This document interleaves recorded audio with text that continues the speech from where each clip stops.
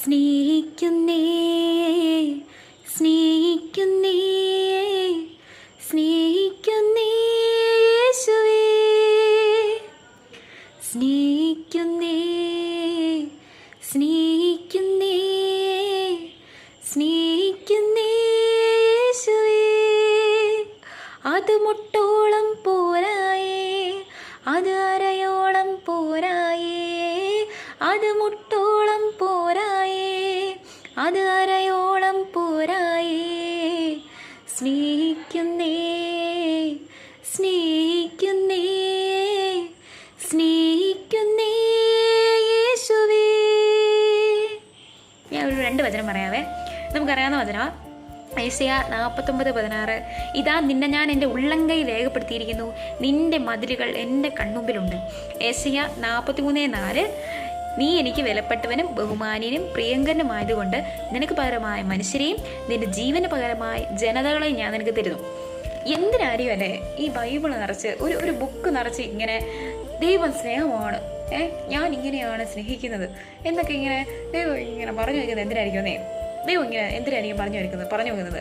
അതിനാണ് ലൂക്ക 10:27 നിന്റെ ദൈവമായ കർത്താവിനെ പൂർണ്ണ ഹൃദയത്തോടും പൂർണ്ണ ആത്മാവോടും പൂർണ്ണ മനസ്സോടും പൂർണ്ണ ശക്തിയോടും കൂടെ സ്നേഹിക്കണം, നിന്റെ അയൽക്കാരനെ നിന്നെ പോലെയും എന്നിങ്ങനെ ഈശോ ഇങ്ങനെ പറഞ്ഞു നോക്കുകയാണ്. എന്നുവെച്ചാൽ ഈശോ ഇങ്ങനെ ദൈവത്തെ സ്നേഹിക്കാൻ ദൈവം ഒത്തിരി ആഗ്രഹിക്കുന്നുണ്ട്.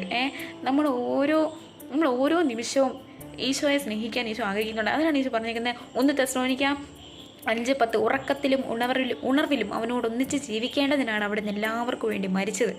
2 കൊരിന്തോസ് 5:15 ഈശോ പറയുന്നത് ജീവിക്കുന്നവരുടെയും തങ്ങൾക്ക് വേണ്ടി ജീവിക്കാതെ തങ്ങളെ പ്രതി മരിക്കുകയും ഉയർക്കുകയും ചെയ്തവന് വേണ്ടി ജീവിക്കേണ്ടതിനാണ് അവിടെ നിന്ന് എല്ലാവർക്കും വേണ്ടി മരിച്ചത്. ഇങ്ങനെ ദൈവം ഇങ്ങനെ നമ്മുടെ സ്നേഹം ഇങ്ങനെ ആഗ്രഹിക്കുന്നുണ്ട്, നമ്മുടെ സ്നേഹം ഇങ്ങനെ ആഗ്രഹിക്കുന്നുണ്ട്. നമ്മളെ ആർക്കും വേണ്ടാന്നൊക്കെ ഇങ്ങനെ ആഗ്രഹിക്കുമ്പം നമ്മളെ ആർക്കും വേണ്ട എന്നൊക്കെ ഇങ്ങനെ ചിന്തിക്കുമ്പോഴേ കർത്താവിന് വേണം, നീ എനിക്ക് വിലപ്പെട്ടവനാണ്, നമുക്ക് വിലയിടുന്നൊക്കെ നമുക്ക് നമ്മുടെ സമയങ്ങളും നമ്മുടെ ജീവിതമൊക്കെ ഈശോയ്ക്ക് കൊടുക്കാവേ.